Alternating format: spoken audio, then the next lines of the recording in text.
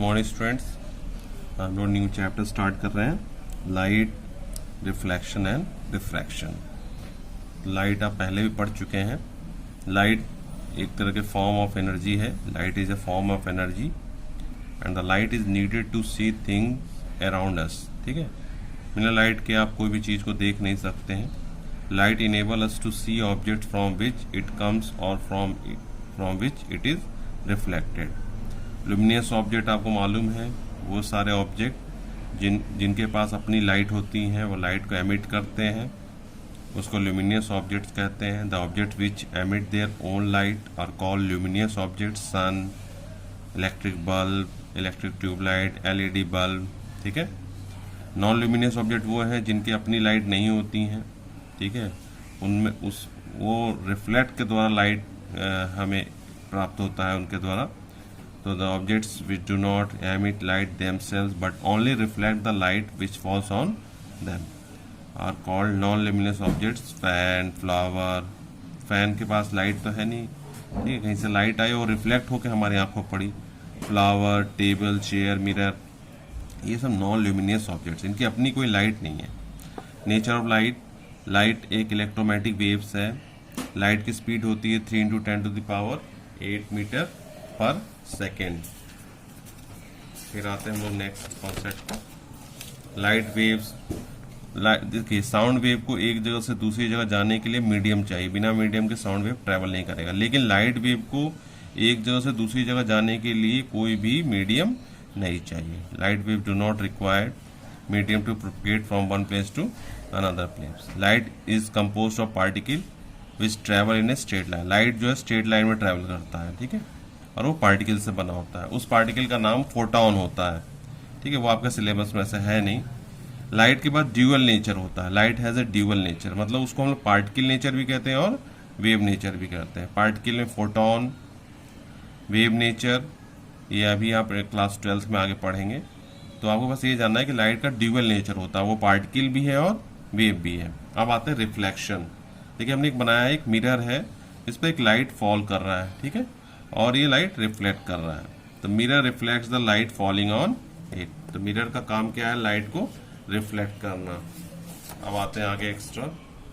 तो रिफ्लेक्शन क्या है? The process of sending back, light को एक तरह से बैक कर दे रहा है, sending back the light rays which fall on the surface of an object. किसी भी ऑब्जेक्ट के ऊपर जब लाइट गिर रही है तो उसको वो रिफ्लेक्ट कर दे रहा है, ऐसे गिरी और लाइट को रिफ्लेक्ट कर दिया। तो इस प्रोसेस को हम क्या कहेंगे? रिफ्लेक्शन।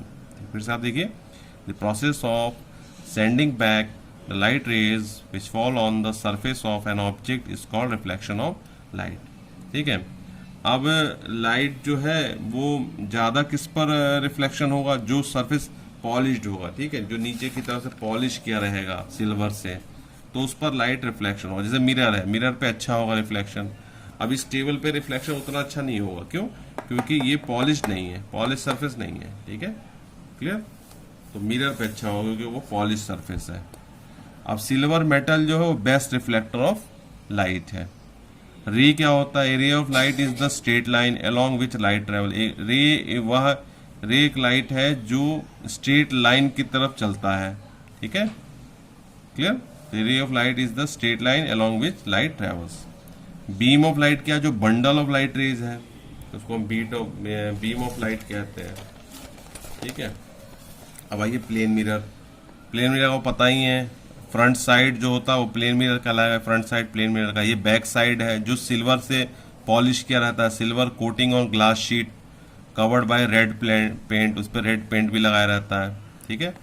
अब देखिए, इसी को हम ऐसे दिखाते हैं फिजिक्स में। आप एक लाइन खींचेंगे और ये लाइन खींची हुई है ये, ठीक है, तो इसको आगे वाला सरफेस प्लेन मिरर होगा, मतलब लाइट इधर से रिफ्लेक्ट होगी। लाइट इधर से कभी नहीं रिफ्लेक्ट नहीं होगी क्योंकि ये पॉलिश सरफेस है, बैक साइड।